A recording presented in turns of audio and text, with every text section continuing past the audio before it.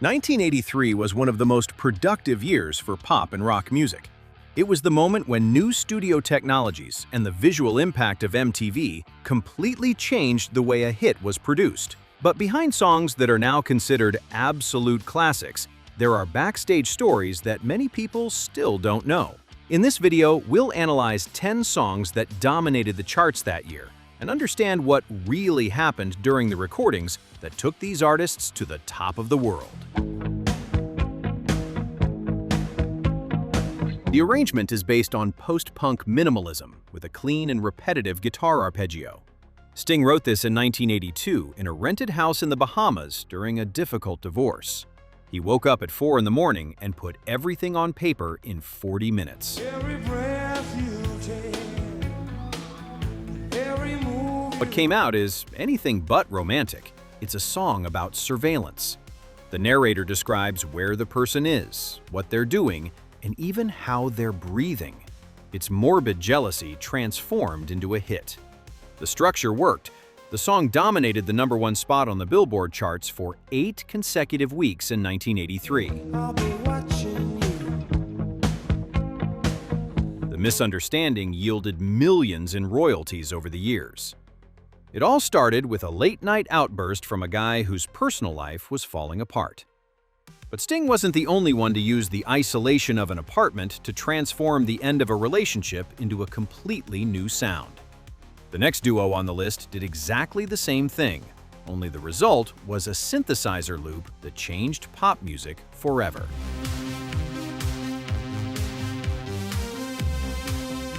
Dave Stewart and Annie Lennox had separated as a couple in 1981 and decided to continue as a duo. Their studio was a London apartment with secondhand equipment.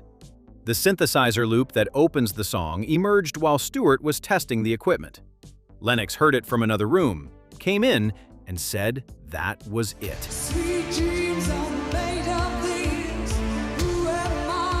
They recorded over it that same afternoon. That 4-note loop became one of the most recognizable openings in pop. The music video helped define the visual aesthetic of MTV. The song reached #1 on the Billboard charts and was #1 in several countries.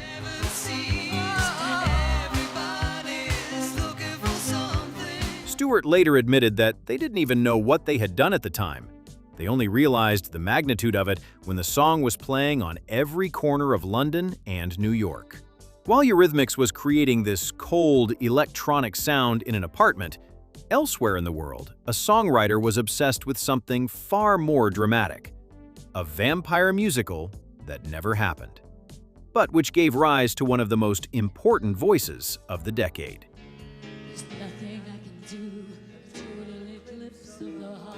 The composition combines Jim Steinman's operatic rock with the density of stadium rock. Steinman was from New York, but recorded the track with Bonnie Tyler, who is from Wales. The song originated from a vampire project that never came to fruition, and Steinman dusted off the idea when Tyler needed a single. I really need it tonight. Forever's gonna start. She has that raspy voice because surgery to remove nodules from her vocal cords in the late 70s permanently altered her timbre. What was a problem became the exact instrument the song demanded. The track is almost 6 minutes long, and Steinman didn't cut a single second. The gamble paid off. The song stayed at the top of the Billboard charts for 4 weeks and was one of the best-selling singles of 1983 in the UK.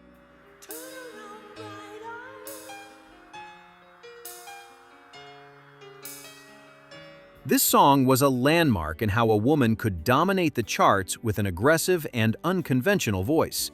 But in the same year, another artist was about to take a song written by a man and rewrite the rules of what it meant to be a woman at the top of the world.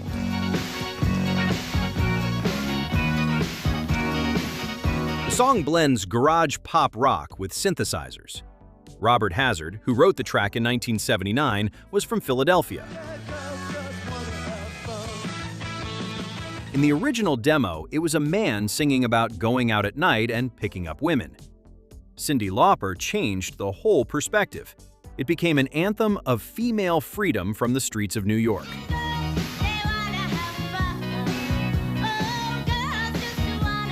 She recorded it with her Queen's accent, unpolished, the way she spoke in real life. The music video was filmed in New York, with her real mother in the scene, because the budget was limited. The mix worked. The song reached number 2 on the Billboard charts and was number 1 in several countries.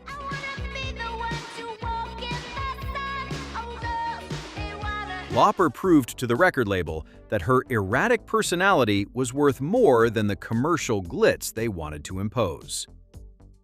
Cyndi Lauper's colorful look and attitude were a shock for the time. But she wasn't the only unconventional figure confusing people in 1983. Across the ocean, a vocalist was using reggae and soul to send a direct message to the drummer in his own band. The song blends harmonica, reggae, and soul, none of which is where the band came from. Boy George wrote the lyrics, inspired by his secret and toxic relationship with drummer John Moss. The chameleon in the lyrics was Moss, who changed his personality around others to hide his relationship with George.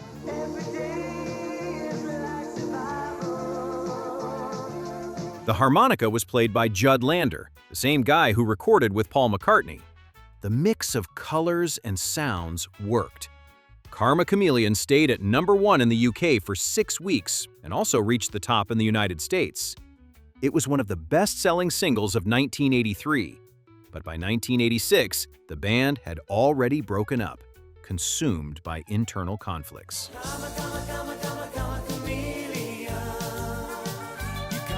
Culture Club was pure backstage tension hidden in a cheerful melody. But the next song on our list took the opposite path. It was created purely to be a celebration, even if it meant the singer had to invent a new language when recording. If you've made it this far, you've already realized that this channel isn't about the obvious. While most channels just throw songs at you to listen to, I'm giving you what happened behind the scenes. Maintaining this level of research and editing takes work. So if you value this kind of in-depth analysis and want to understand the story of the song beyond the chorus, subscribe now. It's the only way you won't miss what's coming next.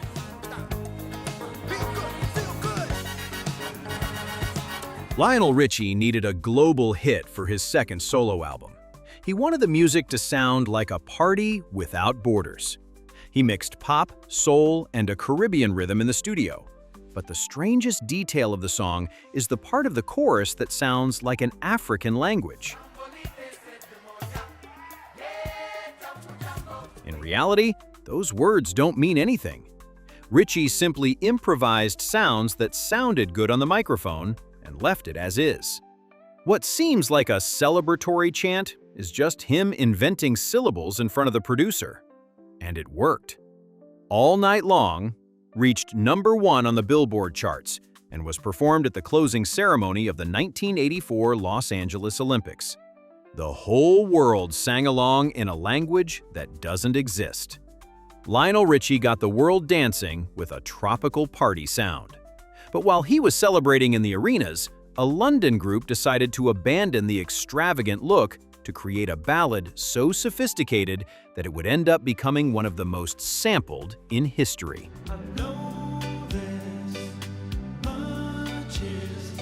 Spandau Ballet was a London band that decided to change their sound to something more adult.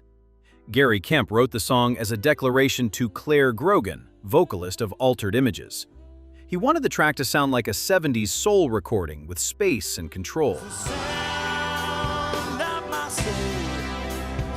The recording took place in the Bahamas, in search of a different sound and also for tax advantages. The result was a ballad that didn't need shouting to be heard.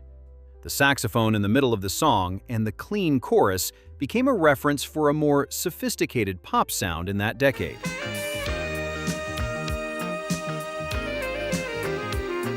True reached number 1 in the UK, and it ended up being widely sampled in hip-hop, proving that Kemp created a classic that continued to be successful decades later.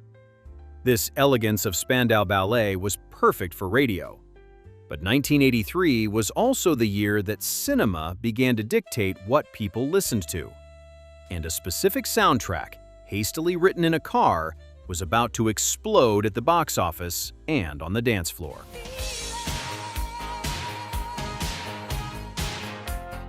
This song was commissioned. The producer was Giorgio Moroder, the man who dictated the rules of electronic music at the time. The idea was to create the main theme for the film Flashdance. Irene Cara quickly wrote the lyrics alongside composer Keith Forsey, focusing on the physical sensation of dancing until you lose control. The synthesizer that opens the song has that mechanical pulse, Moroder's trademark. Irene Cara recorded the vocals in a short time, and the track exploded in a way the studio hadn't anticipated. Flashdance, What a Feeling, stayed at the top of the Billboard charts for 6 weeks and won an Oscar. The impact was so great that the film's visuals influenced what people wore on the streets in 1983. It was the point where dance floors met movie theaters. Irene Cara took the drama from the screen to the top of the charts. And if you thought her sound was great, you need to hear what happened when Bonnie Tyler's producer decided to give a composition to an Australian duo that critics had already declared dead.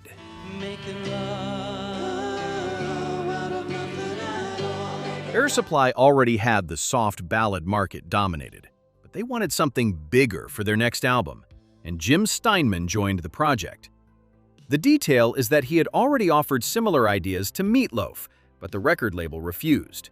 Steinman then delivered a composition that was anything but calm. It was heavy piano, open guitars, and a huge drum beat.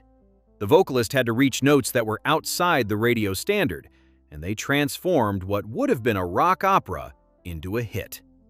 Making Love Out of Nothing at All reached number 2 on the Billboard charts.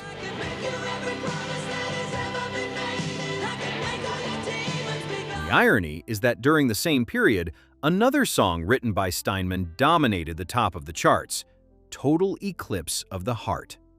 2 huge, dramatic tracks by the same composer competing for the same radio airplay. Jim Steinman dominated 1983 with Excess. But to close our list, we have a song that followed the opposite path, an honest lyric written on a napkin about the loneliness of someone who has everything but is always far from home.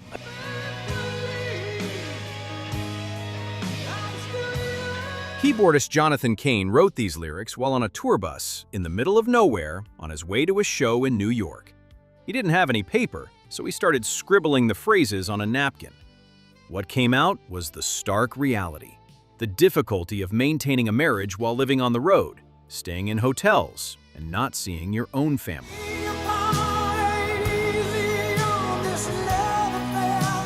When he showed it to vocalist Steve Perry, they decided the song didn't need drums at the beginning.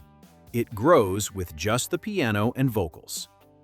Faithfully never reached the top of the Billboard charts, but it didn't need to. It became an anthem for those who live far from home, and to this day, remains one of the most powerful moments in the band's live shows.